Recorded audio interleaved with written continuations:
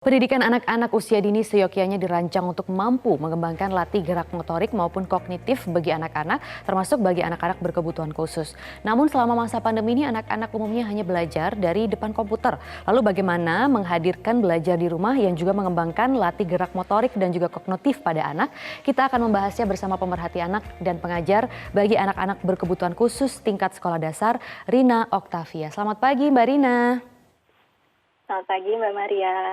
Ya, terima kasih sudah bergabung di Selamat Pagi Indonesia. Mbak Rina, kita tahu selama pandemi ini kan anak-anak lebih banyak belajar secara virtual. Ini sudah sekitar 3 bulan, kita masih belum tahu kapan ini masih bisa kembali ke sekolah lagi begitu. Nah, apa ya yang orang tua harus perhatikan agar latih gerak motorik dan juga kognitif anak ini tetap bisa terpenuhi?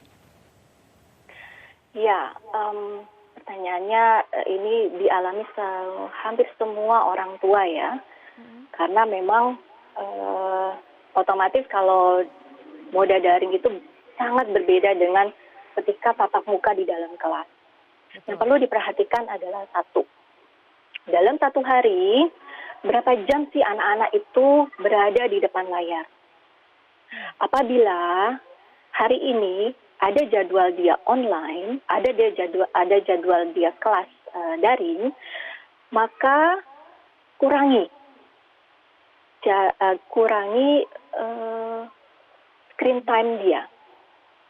Atau jadi dalam satu hari itu terus ditambah dengan nanti belajar online, jangan waktu screen time-nya malah bertambah.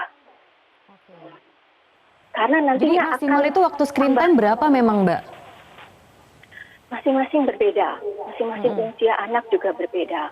Ya, saya sarankan sih itu 1 jam atau sesuai dengan arahan dari WHO.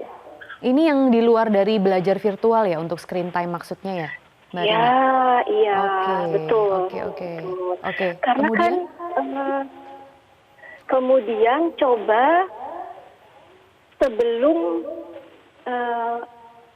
jadwal belajar daring ini dimulai, gerak dulu. Olahraga dulu boleh, ya, atau melakukan kegiatan yang menyenangkan, keterampilan hidup, life skill, gitu ya, sehingga nanti ketika masuk ke dalam kelas online, mereka sudah refresh dalam kondisi yang refresh.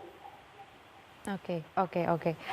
Kemudian apa sih Mbak yang bisa terjadi kalau orang tua ini mengabaikan untuk terus melatih gerak motorik dan juga kognitif pada anak, Mbak? Tentu saja nantinya rentang konsentrasi akan bermasalah. Ya, nantinya ketika diberikan instruksi bisa jadi dia tidak mendengar atau mengerjakan tugas atau tatap muka bisa saja tidak dia konsentrasi. Oke, tapi sampai umur berapa anak-anak ini harus kita perhatikan untuk terus melatih motorik dan juga kognitifnya? Apakah anak-anak usia SD, kemudian usia 8 tahun ke atas itu juga termasuk anak-anak yang tetap harus melatih motoriknya, Mbak? Ya, Sama seperti anak-anak usia dini yang juga tetap harus diasah begitu ya? Betul sekali, karena kekuatan tubuh ini harusnya dia ketahanan tubuh semakin dia usianya semakin besar, ketahanan tubuh harusnya lebih meningkat. Bukan sama, tetapi harus lebih meningkat. Karena nantinya akademik mereka itu akan lebih banyak, lebih bervariasi, lebih membutuhkan konsentrasi yang lebih panjang. Dan itu bisa dilatih, konsentrasi itu salah satu faktor pendukungnya dari latih gerak motorik dan kognitif ini begitu Mbak Rina? Jadi dari motorik ini nanti akan memberikan rangsangan terhadap kognitifnya. Kemudian nanti dari kognitifnya, kemudian akan memberikan rangsangan juga kepada emosinya. Jadi ketika dia olahraga gitu misalkan, lari, lompat tinggi, nanti kan pasti dia akan mengatur hela nafasnya. Kemudian dia akan merasakan, oh ternyata aku mampu nih lompat sampai setinggi ini, gitu. oh aku happy ya gitu. Jadi itu salah satunya. Oke, jadi ada kepercayaan diri dan juga emosi positif Ya, yang masuk yang juga bisa ini ya mungkin ya bisa membantu untuk mengembangkan akademisnya ya, juga, Mbak.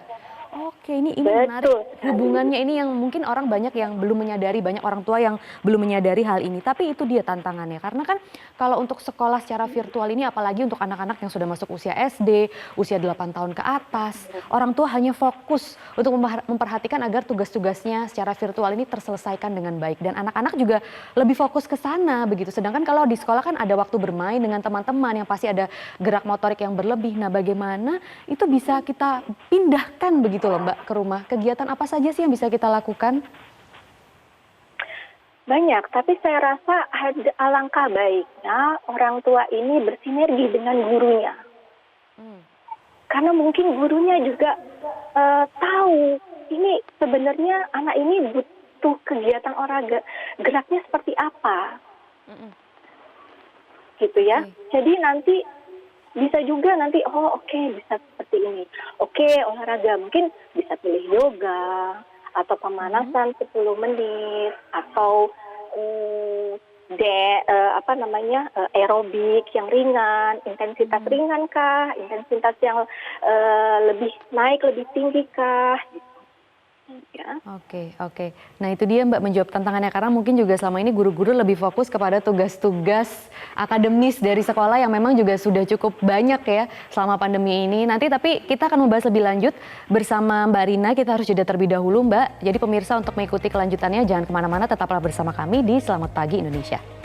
Ya pemirsa, dan kita akan kembali lagi membahas bersama Mbak Rina di sini mengenai pentingnya untuk terus melatih dan mendukung gerak kognitif dan juga motorik pada anak. Mbak Rina, itu kalau tadi kita sudah membahas anak-anak secara umum ya, secara general begitu yang juga memang begitu terdampak dan juga challenging untuk keadaan pandemi seperti ini. Tapi kalau untuk anak berkebutuhan khusus tentunya ini lebih tantangan lagi. Nah, itu bagaimana Mbak untuk menyiasatinya?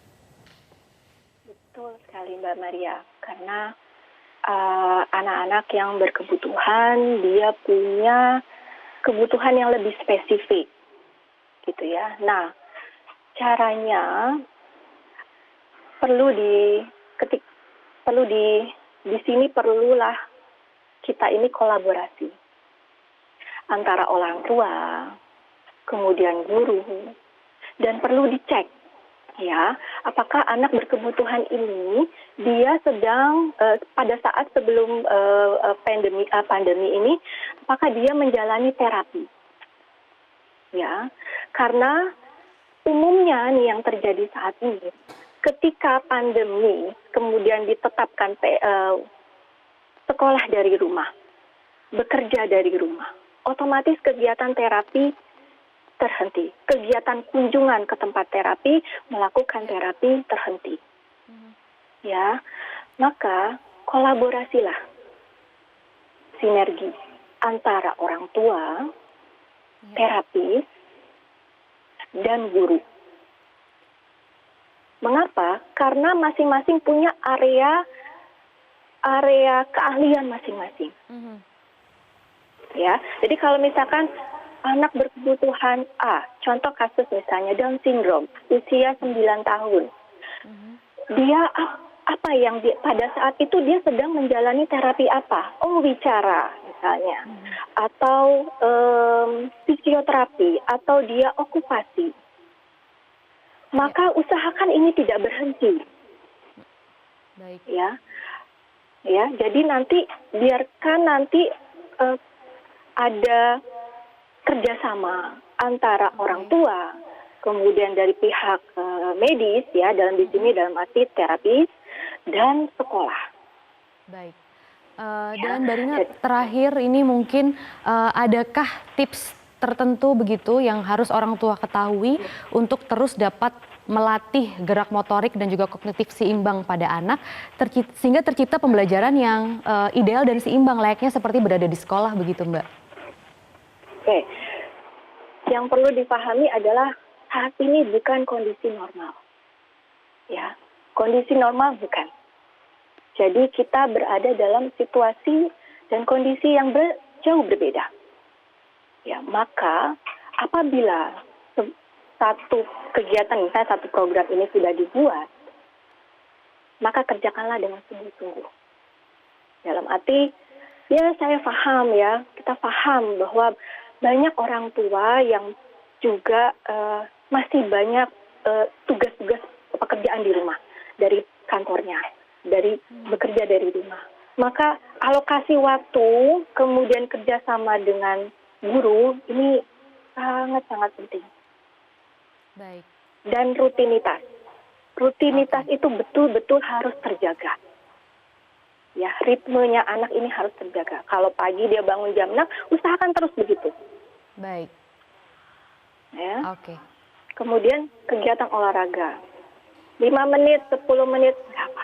Yang penting ada gerak gitu ya, Mbak Rina? Betul, Setiap harinya. betul, Oke. betul. Oke, terima kasih Mbak Rina Oktavia sudah berbagi informasi di Selamat Pagi Indonesia kali ini. Semoga bermanfaat dan juga sehat selalu untuk Mbak Rina.